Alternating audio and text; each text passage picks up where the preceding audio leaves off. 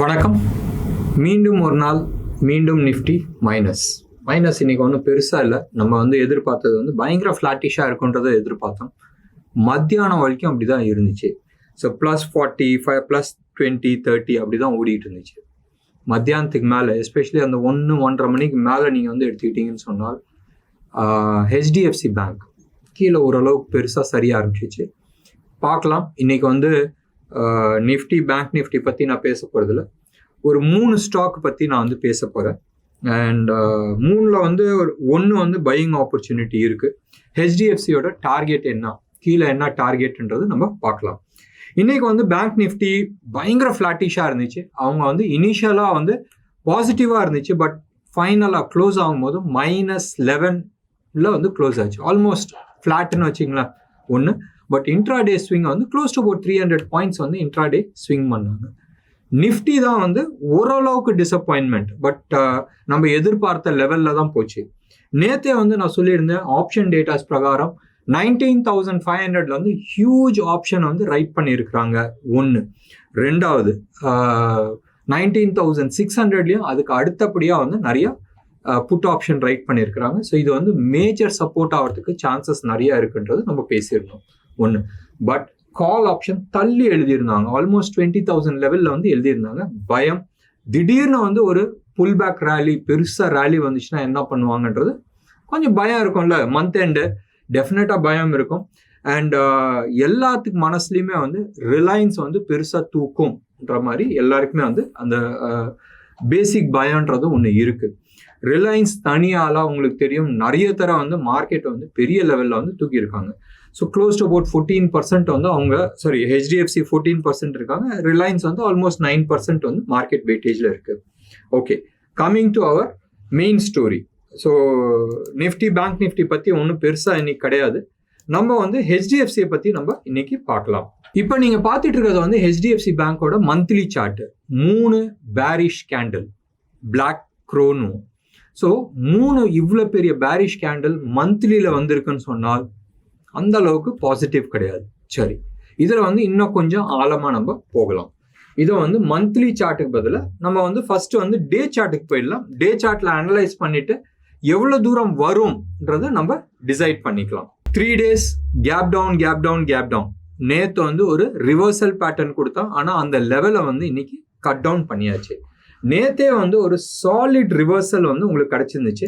So இந்த level, அதாவது 1560 நீங்கள் வச்சிங்களேன், 560 லெவலை பிரேக் பண்ணோன்னே அதை டவுன் சைடுன்றது கன்ஃபார்ம் ஆச்சு. ஸோ இன்ட்ரா டேல நீங்கள் எடுத்து பார்த்தீங்கன்னா அதை ரீடெஸ்ட் பண்ணுறதுக்கு நிறைய தர அட்டம் பண்ணிச்சு. பட் நீங்கள் எடுத்து பாருங்களேன், இந்த லெவலை இன்னைக்கு நீங்கள் 2-3 தர ரீடெஸ்ட் பண்ணுறதுக்கு முயற்சி பண்ணிச்சு. பட் சக்ஸஸ்ஃபுல் ஆகலை. நேற்றும் பண்ணிச்சு, இன்னைக்கும் பண்ணிச்சு, சக்ஸஸ் ஆகலை. ஸோ அந்த லெவல் ஒரு ஃபர்ஸ்ட் லெவல் ஆஃப் ரெசிஸ்டன்ஸ். இது ஒன்று. ரெண்டாவது, நீங்கள் டே சார்ட்டுக்கு பதிலாக நம்ம வீக்லி சார்ட் பார்க்கலாம். செம்ம இன்ட்ரெஸ்டிங் ஃபேக்டர். நீங்கள் இந்த ப்ரீவியஸ் லோ, அதாவது நேற்று கூட இந்த லெவலில் நான் சொல்லியிருந்தேன், somewhere around close to about 1530 அந்த லெவலை பிரேக் பண்ணிச்சுன்னு சொன்னால் இன்னும் கீழே வரதுக்கான நிறைய வாய்ப்புகள் இருக்குன்றது நான் சொல்லியிருந்தேன். இப்போ இந்த லெவலில் ஒரு 100 அளவு வித்தியாசத்தில் வீக்லி சார்ட்லேருந்து நான் மறுபடியும் 15 minutes சார்ட்டுக்கு போகிறேன். அந்த லெவல் மார்க் பண்ணுறதுக்கு தான் நான் போயிருந்தேன். ஸோ அந்த லெவலை உடச்சி ஆல்மோஸ்ட் ஒரு 15-20 minutes அந்த லெவலில் நின்றுச்சு. ஸோ ஃபர்தர் டவுன் சைடுக்கான சான்சஸ் இருக்குது. 1533 குட் பி யுவர் ஒரு ரெசிஸ்டன்ஸ் ஜோனாக மாறுறதுக்கு இருக்கு. நம்ம மீண்டும் டே சார்ட் போகிறோம். இதோட டார்கெட் எங்கே வரும்னு சொன்னால் சம்வேர் க்ளோஸ் டு அபவுட் 1500 அந்த ஜோன் வரைக்கும் வரதுக்கான சான்சஸ் இருக்குது. ஸோ கரண்ட் லெவல்லேருந்து இன்னும் 29 ரூபா கீழே வரதுக்கு சான்சஸ் இருக்குது. அந்த லெவலில் உடச்சிச்சுன்னு சொன்னால் பெருசாக கீழே விழுறதுக்கான வாய்ப்புகள் இருக்குது. எவ்வளோ தூரம் நீங்கள் சொன்னீங்கன்னா நம்ம ஹையர் டைம் ஃப்ரேமில் நம்ம அதை பற்றி டிஸ்கஸ் பண்ணலாம். பட் இம்மீடியட் டார்கெட் டவுன் சைடில் அரௌண்ட் 1500 ஜோன் அது வரைக்கும் வரத்துக்கான வாய்ப்புகள் இருக்குது. இம்மீடியட்டாக நாளைக்கே வருமா, நாளைக்குனா மண்டே அன்னைக்கு வருமா, டியூஸ்டே அன்னைக்கு வருமானு கேட்டால் சொல்ல முடியாது. ஏன்னா இவ்வளோ பெரிய ஃபால்க்கு ஒரு புல் பேக் வரத்துக்கான சான்சஸ் நிறைய இருக்குது. ப்ளஸ் உங்களுக்கு தெரியும் மந்த் எண்ட் இருக்கு. மந்த் எண்ட்ல வந்து எப்பயுமே ரிவர்சல் இருக்கு. அந்த ரிவர்சல்ல ஷார்ட் கவரிங் வரதுக்கான நிறைய வாய்ப்புகள் உண்டு.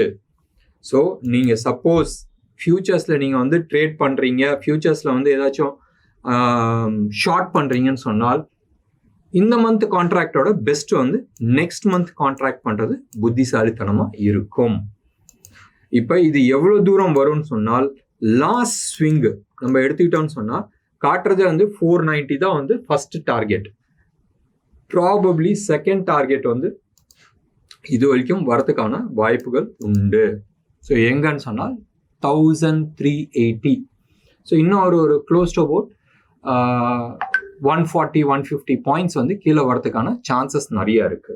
சப்போஸ் அந்த லெவலில் உடச்சி நிற்குதுன்னு சொன்னால் ஃபர்தர் வந்து ஆல்மோஸ்ட் 1380 வரைக்கும் வரலாம். வரும்ன்றதை நான் வரலாம்ன்றதை நான் சொல்லியிருக்கிறேன். 1. ஸோ கிளீன் சார்ட் நம்ம எடுத்துக்கலாம். மந்த்லி லெவலில் நம்ம போய்க்கலாம். மந்த்லி லெவலில் நீங்கள் வந்து எடுத்துக்கிட்டீங்கன்னு சொன்னால் நீங்கள் வந்து எடுத்து பாருங்களேன். இந்த ஜோன் சரியா, இந்த ஜோன் அதாவது 1500 ஜோன், அந்த ஏரியாவில் வந்து மேஜர் மல்டிபிள் சப்போர்ட்ஸ் இருந்துச்சு. அண்ட் அந்த சப்போர்ட்ஸை வந்து உடைச்சிச்சுன்னால், அதான் நான் சொன்னேன், இந்த 1500 லெவலில் உடைச்சிச்சுன்னு சொன்னால், ஸோ டெக்னிக்கலாக எடுத்துக்கிட்டாலும் அந்த ஜோன் வரத்துக்கு சான்சஸ் நிறைய இருக்கு. அதாவது 1380 ஃபிபனாச்சி லெவலில் லாஸ்ட் ஸ்விங்குக்கு நாங்கள் போட்டாலும் அந்த 1380-360 அந்த ஜோன் வருது. டெக்னிக்கல் லெவலில் அதாவது டவ் தியரி பிரகாரம் நம்ம மந்த்லி சார்ட்ல எடுத்தாலும் அந்த லெவல் வரதுக்கான சான்சஸ் நிறைய இருக்கு. இப்போ இது ஏன் முதலே தெரியலன்றது சொன்னால், முதல்ல இது வந்து வார்னிங் கிடைச்சிச்சு. நானும் வந்து நம்ம வீடியோவில் வந்து ஆல்மோஸ்ட் 1.5 மாதத்துக்கு முன்னாடி நான் சொல்லியிருந்தேன், HDFC அப்சைடு வந்து இமீடியட்டாக முடிஞ்சிடுச்சு, நீங்கள் வந்து வாங்காதீங்க. எஸ், HDFCயும் HDFC பேங்க்கும் மர்ஜ் பண்ணப்ப ஒரு பாசிட்டிவ் நியூஸ். இது வந்து செம்ம பாசிட்டிவ். அண்ட் 4 வருஷத்துக்கு ஒருத்தர வந்து இந்த பேங்க் வந்து டபுள் பண்ணுவாங்க அவங்க ரெவென்யூ. அண்ட் பெரிய லெவலில் வரதுக்கான சான்சஸ் இருக்குன்னு நான் சொன்னேன். ஆனால் அது கூடயே இன்னொன்று விஷயமும் நான் சொன்னேன், ஷார்ட் டேர்மில் டெஃபினட்டாக பெயின் இருக்கும். ஏன்னு சொன்னால் ஒரு 2 ஆர்கனைசேஷன் மர்ஜ் பண்ணும்போதும் அதோட பெயின் ஜாஸ்தி இருக்கும். இப்போ ரீசெண்டாக வந்த நியூஸ், அந்த நியூஸ்னால தான் கீழே விழுந்துட்டு இருக்கு, தட் அவங்களோட காஸ்ட் ஆஃப் பாரோயிங் சரியா, காஸ்ட் ஆஃப் பாரோயிங் ஹையராக இருக்கும்ன்றது news. So that means cost of borrowing இவங்க வந்து வட்டிக்கு வாங்குறாங்களே, இவங்க ஒரு இடத்துல இருந்து வாங்கி நம்மளுக்கு வட்டி கொடுக்குறாங்க. மேபி 7% வாங்கி நம்மளுக்கு வந்து 8% கொடுக்கலாம், இல்லை 9% கொடுக்கலாம். அந்த காஸ்ட் ஆஃப் பாரோயிங் வந்து குறையறதுக்கு வந்து டைம் பிடிக்கும். அட்லீஸ்ட் அடுத்த ஒரு 1.5-2 வருஷம் வந்து பிடிக்கும். அதுதான் வந்து இப்போதைக்கு நெகட்டிவாக இருக்குது. பட் இவ்வளோ பெரிய ஆர்கனைசேஷனுக்கு வந்து டப்புன்னு வந்து ஓவர் நைட்டில் வந்து இன்னைக்கு பாருங்களேன், செபி வந்து இன்னைக்கு பேப்பரில் வந்து ஒரு நியூஸ் படித்தேன், தட் பெரிய பெரிய கார்பரேட்ஸ்லாம் இன்டர்நேஷ்னல் பாரோயிங், எஸ்பெஷலி வந்து பாண்ட் மார்க்கெட்டில் வந்து பாரோயிங் பண்ணணும்னு சொன்னால், டெட் மார்க்கெட்டில் பாரோயிங் பண்ணால் அந்த நார்ம்ஸை வந்து ஈஸ் பண்ணியிருக்காங்க. ஸோ தட் மீன்ஸ் இன்டர்நேஷ்னல் லெவலில் வந்து இவங்கெல்லாம் வந்து லோவர் காஸ்ட்டில் வந்து பாரோ பண்ணுறதுக்கான சான்சஸ் நிறையா இருக்குது. HDFC மாதிரி ஒரு பெரிய ஆர்கனைசேஷன்லாம் இவங்களோட ஏற்கனவே இருக்கிற அந்த டெட்ஸ் இருக்குல்ல, அதாவது கடன் கொடுத்துருக்குறாங்களே வெளியில், அதுக்கு அகெயின்ஸ்டாக வந்து லோன் வாங்குறது வந்து ஈஸியாக இருக்கும். ஸோ எப்போ வேணாலும் ரிவர்சல் ஆகலாம், பட் ப்ராபப்ளி பிடிக்கும். இது ஏற்கனவே தெரியுமா? டெஃபினட்டாக தெரியும். நீங்கள் வந்து பார்த்துட்டு இருக்கிறது வந்து ரைசிங் வெஜ்ஜஸ். ஓகே, இது வந்து ஒரு சார்ட் பேட்டர்ன். அண்ட் இந்த சார்ட் பேட்டர்னை வந்து ஆகஸ்ட் மாதத்துலேயே வந்து உடச்சிச்சு. நீங்கள் வந்து இப்போ பார்த்துட்டு இருக்கிறது வந்து மந்த்லி சார்ட்டு. மந்த்லி சார்ட்டில் வெஜ் பேட்டர்ன் நம்ம போட்டிருக்கோம். அந்த பேட்டர்னை வந்து ஆகஸ்ட் மாதமே வந்து உடச்சிச்சு.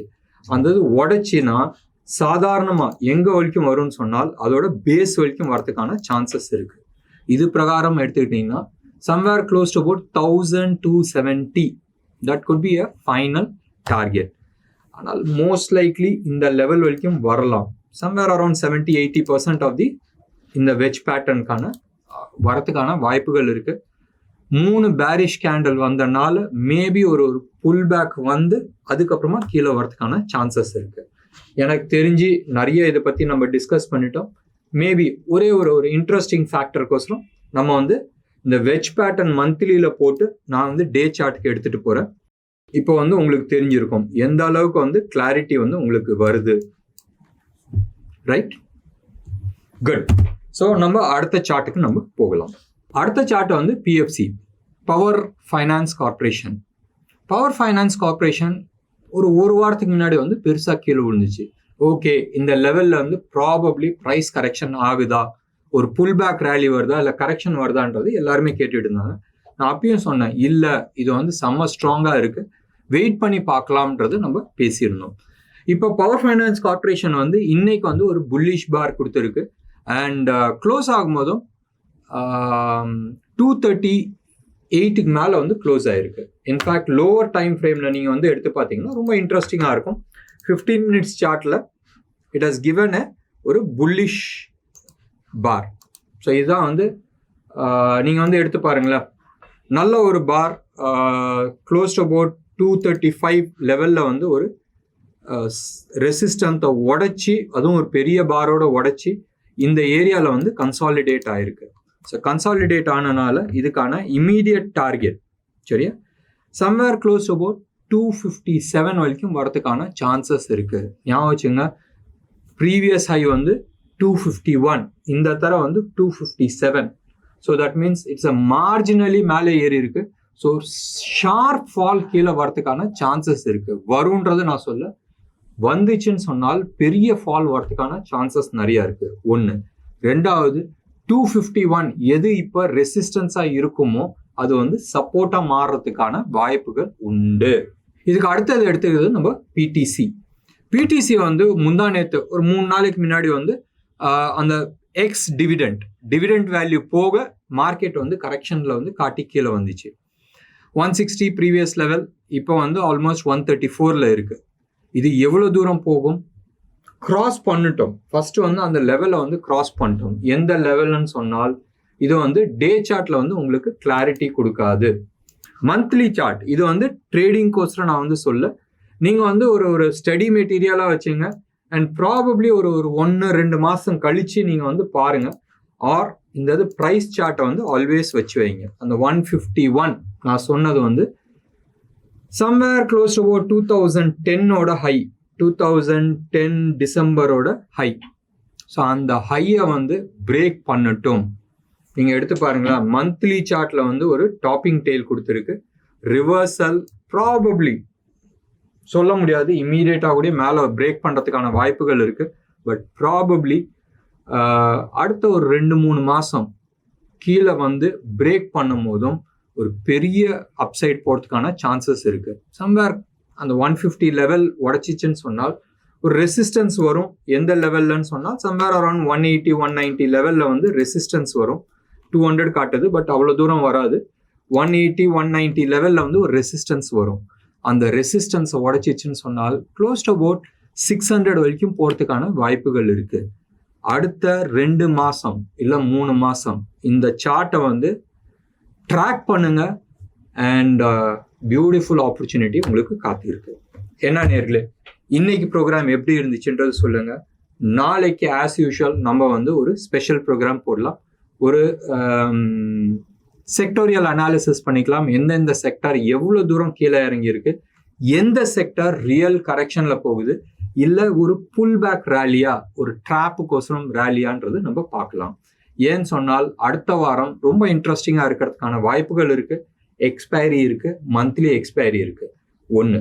ரெண்டாவது, எந்தெந்த ஸ்டாக்லாம் வந்து அடுத்த மாச கான்ட்ராக்டுக்கு ரோல் ஓவர் ஆகுதுன்றது இன்னைக்கான டேட்டா, அதாவது இன்னைக்கு ஃப்ரைடேக்கான டேட்டா அண்ட் மண்டே டியூஸ்டேனக்கா டேட்டா வச்சு தான் வந்து முடிவாகும்.